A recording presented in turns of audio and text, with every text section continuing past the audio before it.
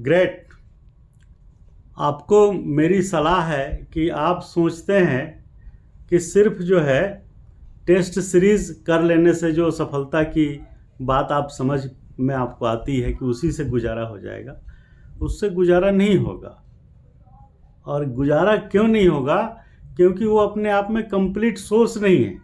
और आपको क्या सिखाया जा रहा है कि उसी को लगाओ। उसमें ABCD जो 4 ऑप्शन है उसमें A नहीं होगा। अच्छा, बहुत अच्छा। अब बचा BCD, D भी नहीं होगा।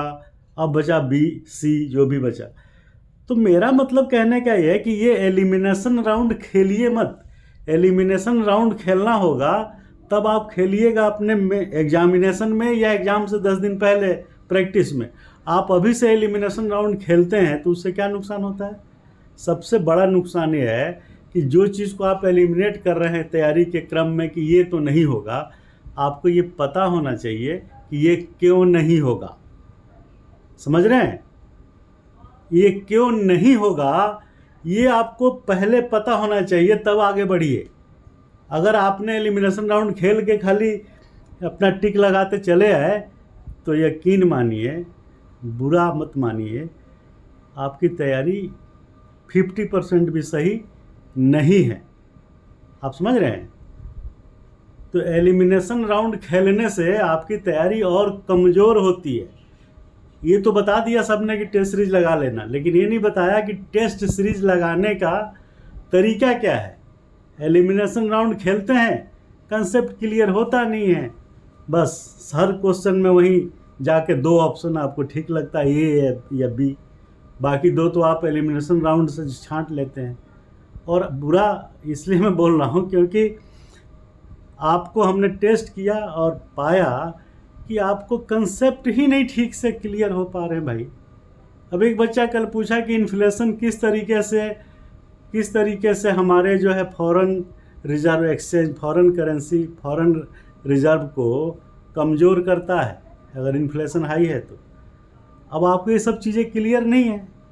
आपको ये मालूम नहीं है कि आर्टिकल 21 और 33, आर्टिकल 21, 33 और 23 में एक्सेप्शंस क्या दिए गए हैं कि आपको बलात् श्रम निषेध जो 23 कहता है उसमें भी आपको फोर्सिबली काम पे लगाया जा सकता है इन केस ऑफ कोई इमरजेंसी सिचुएशंस हो देश में। तब आप ये थोड़ा नहीं कहेंगे कि मैं काम नहीं करूँगा।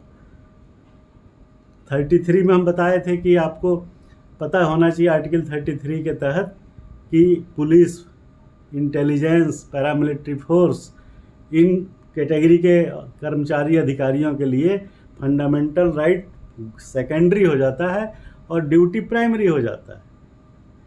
तो ऐसे पढ़िएगा एनालिटिकल, तब ना आपको जो है समझ में आएगा कि क्या सही और क्या गलत है। क्लियर है? तो आप कृपा करके अपनी तैयारी का ढंग जो है चेंज करिए, चाहे हमारे साथ करिए, चाहे किसी भी नॉलेजेबल या किसी भी मेंटर जो खुद इस दिशा में सफल हुआ उससे करिए। तो ये बहुत बड़ी सलाह मैं आपको दे रहा हूँ। आप ऐसे पढ़ेंगे तभी आपका स्कोर जो 35-40 से बढ़ के 50 होगा, नहीं तो फिर रह जाइएगा हर तीसरे साल, दूसरे साल इसी तरीके से गिनते रह जाइएगा। तो उपाय क्या है? अच्छी मेंटरिंग, अच्छी गाइड, अच्छी समझदारी जो आप में खुद से भी विकसित हो सकती है। और अदरवाइज हमारी तो coaching IAS by the IAS आपके सामने खड़ी है, उसमें आपका हमेशा स्वागत है। तो ये मेरी सलाह है, आप इस तरीके से पढ़ाई करिए, तब सिलेक्शन जो है सुनिश्चित होगी। Good bye.